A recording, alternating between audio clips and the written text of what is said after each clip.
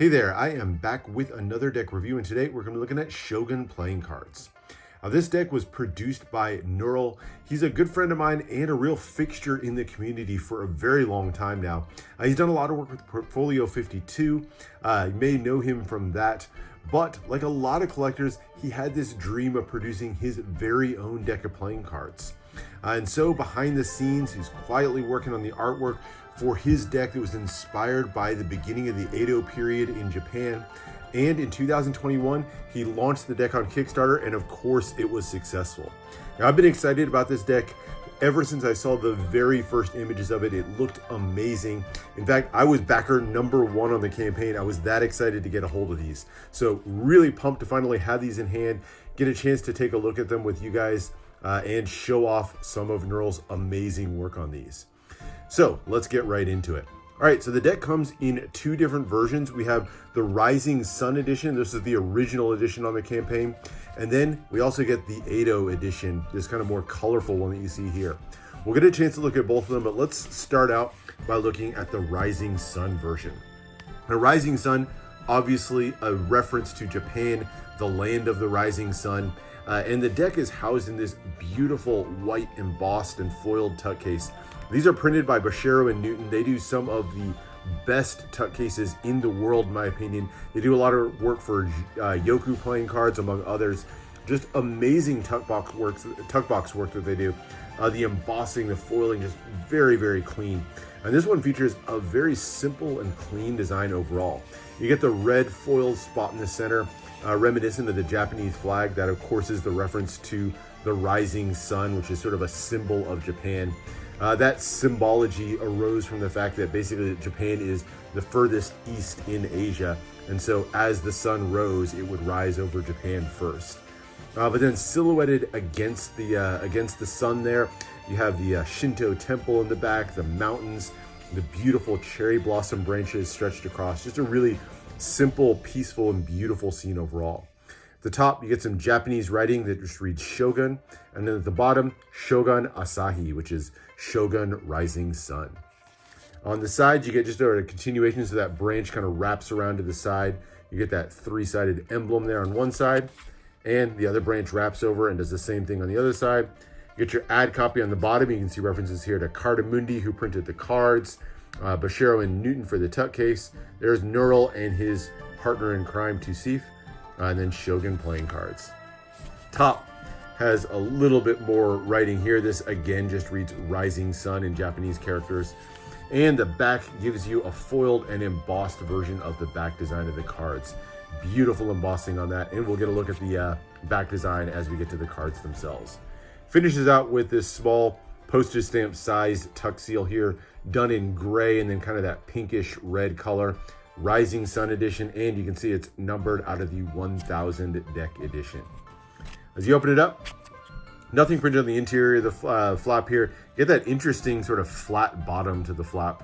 I don't know, nothing too good or bad about it, just kind of interesting to see. And then nothing on the smaller interior flaps, but you get some really beautiful foil printing on the inside, that sort of repeated hexagonal pattern that's foiled in on the interior of the tuck case. Really, really nice. Now, I'll say one small knock is the tuck case is a little bit big for the cards. You can see there just how much of a gap is left. The cards kind of rattle around a little bit in the tuck case.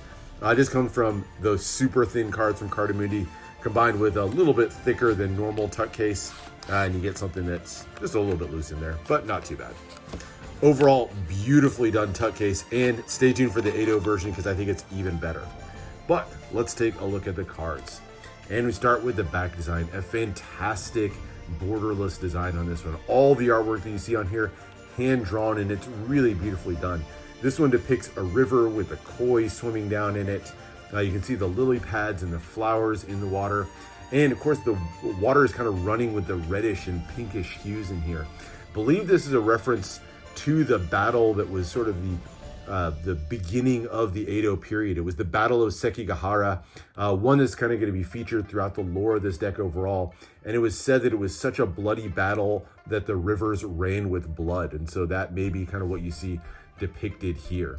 It was a huge battle, one of the largest and most important battles in Japan's history.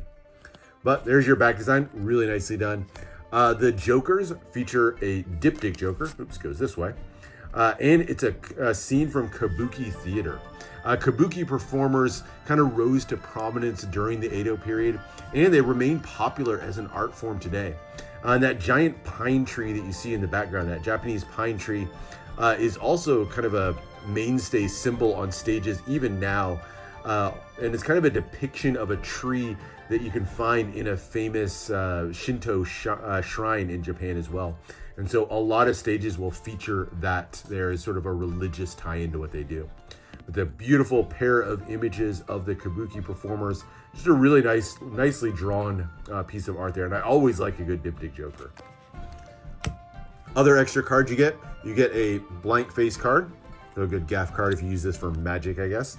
And speaking of gaff cards, you also get a double-sided court here. So Queen of Clubs on one side, King of Diamonds on the other. We'll talk about the characters themselves as we get into the court cards, but really nice. This is one of my favorite types of gaff cards, by the way, that double-sided court. Really like that. All right, but now into the cards, and of course with it, some of the story.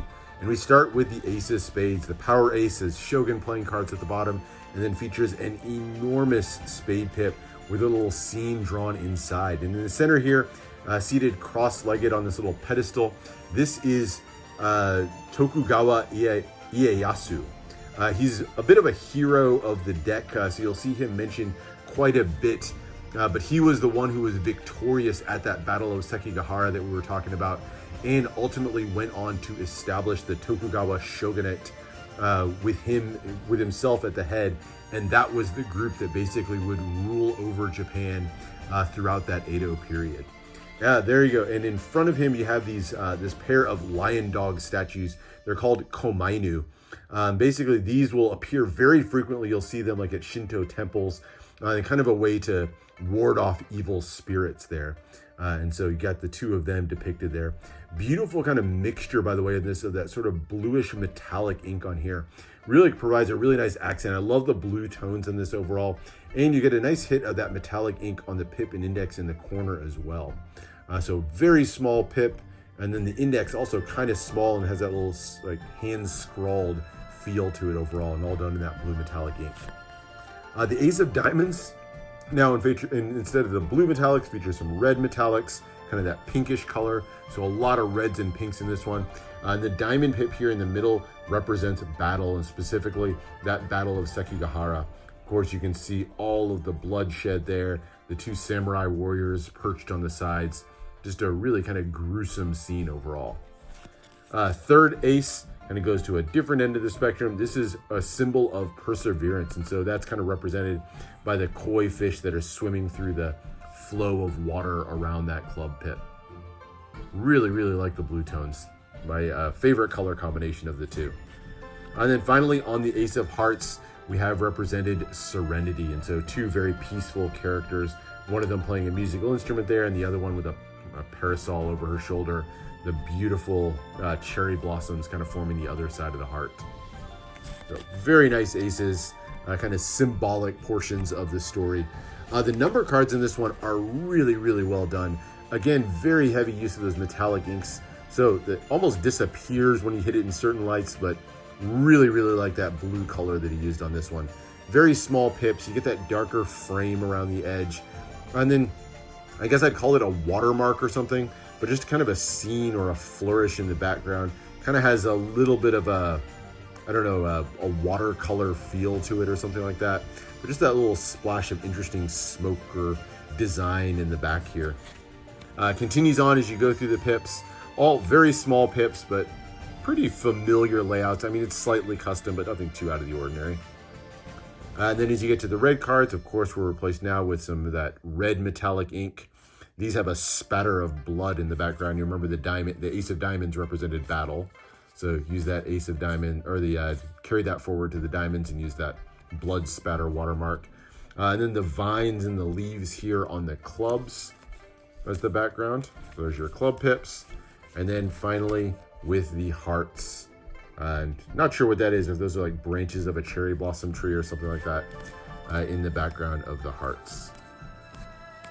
And that's your number cards. And then we get into the courts. And the courts are going to be where we're going to get features of some of those characters who played an important role within the founding of the Edo era in Japan. And we start out with the jacks, who represent some of those military heroes who played a role in Tokugawa Ieyasu's army. And we start with the Jack of Spades. This is Sakakibara. He was a military general, served under Tokugawa.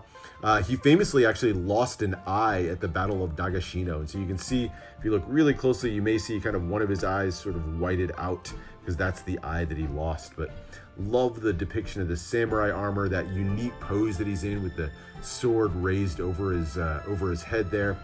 Beautiful two-way quartz, and like everything in this, completely hand-drawn artwork.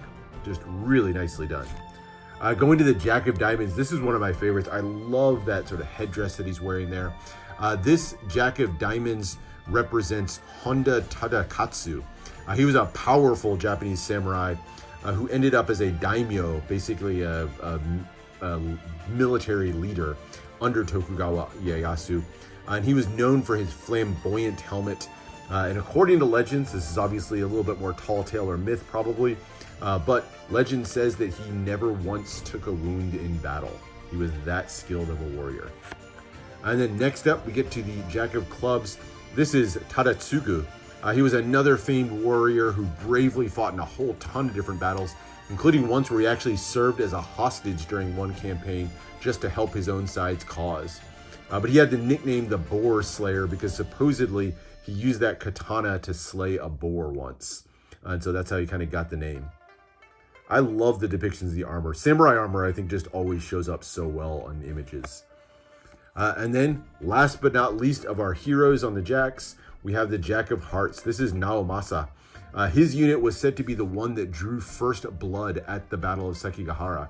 Rode out ahead of everybody else, was the first one to draw blood. He was a truly fierce warrior who actually survived that battle despite the fact that he was actually slashed across the face, lost use of one of his eyes, but it was said he completely survived the battle despite, and kind of really won everybody's respect at that moment. But again, a really beautiful image here. I love the spear in his hand as well, and that kind of red armor. That was a little bit of a trademark of his unit. His whole unit wore this red armor, and hence they got the nickname the Red Demons. So he's got that kind of demonic look with the horns on his helmet there, and then that red armor as well. All right, then we move on to the queens. And the queens don't represent specific characters, but rather a class of characters. These would be Oiran and Tayu.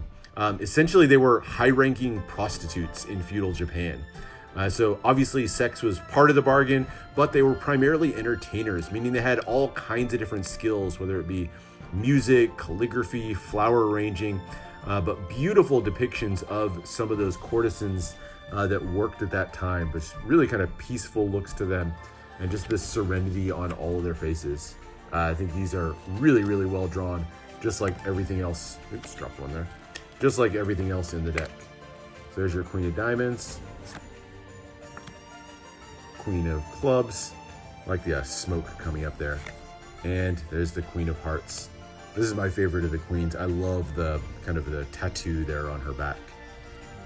All right, and then finally the kings, and these are going to be some of the most significant royalty in the deck. And we start off on the King of Spades with our hero of it all. This is, we talked about him a couple of times, Tokugawa Ieyasu. Definitely the hero, the victor at the Battle of Sekigahara, and he would go on to lead the Tokugawa shogunate. And they would rule over until the 1800s sometime. So from early 1600 until the mid 1800s, they ruled over Japan. So you might think of like the emperor as being the ruler of Japan, but it was actually the shogunate, that military group, that was really the sort of leader overall. The emperor was a little bit more of a figurehead. All right, and then on the King of Diamonds, speaking of emperors, this is Emperor Go-Yozei. He was the emperor basically during the transition to the Edo period. So he was the emperor at the time when the Edo period began, and so was sort of the first emperor of that Edo period. And this one, he has the depiction of the rising sun flag of Japan. Everybody's seen that flag with the single red spot on it, but they actually have a second one. It's a little bit more associated with wartime, but that features those radiating rays out of there. kind of a more menacing looking flag. It's a really cool looking flag. All right, then we go to the King of Clubs. So we saw the transitional emperor, but now we have Emperor Go-Mizuno. He was the son of Go-Yuze and was the first emperor to reign entirely during the Edo period. So kind of the first full emperor of the Edo period. And then finally on the King of Hearts, we have Tori Mototada. He was a Japanese samurai and a feudal lord who served kind of high ranking under Tokugawa Ieyasu. So again, beautiful use of the metallics on these. And that is the deck. Now, that is just one of the two decks. Let's talk really quickly about the second version of the deck. This is the Edo version of it. And you can see Edo Castle depicted in a beautiful scene that's drawn on the front. Nice accents of that gold foil. And the embossing just comes through really beautifully. I particularly like how the gold foil is used to kind of create shadows on the blue trees that are surrounding it. Just kind of has that look like it's at dusk or at sunrise. You can see the sun in the back there. Whether it's the sun setting or the sun rising, it's a really beautiful scene overall.